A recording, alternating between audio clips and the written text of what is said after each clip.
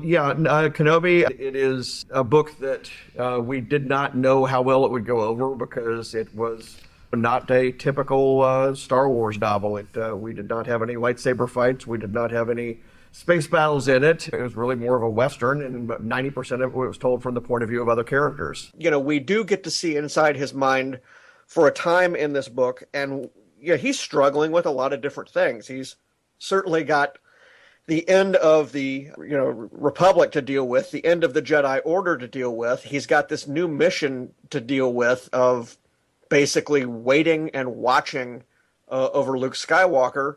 But he's also got a lot of personal issues involved here. Very simply, how he lives or how he's going to live out in this place. He has survival skills as any Jedi has, but every place is different. How emotionally is he going to cope with this kind of isolation when he's been at the center of events for so long?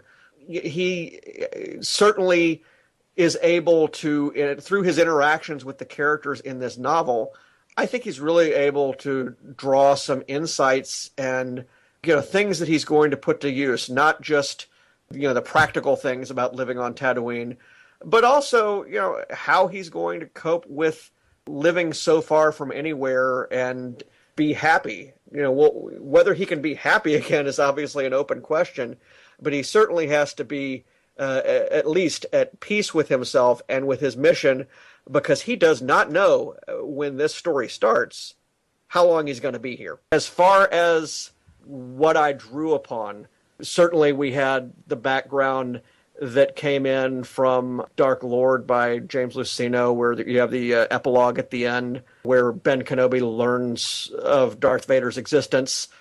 With the exception of the prologue, the entire Kenobi novel takes place during one sentence on page 110 of The Life and Legend of Obi-Wan Kenobi. I drew a lot from the West End guides that they did for the role-playing game. We really cannot have Obi-Wan Kenobi running off everywhere. You really do not want to have a whole lot of different villains chasing him to Tatooine. If he's in exile, as he is now, we kind of need to treat it like an exile. If he's in hiding, we need to treat it as if he's in hiding.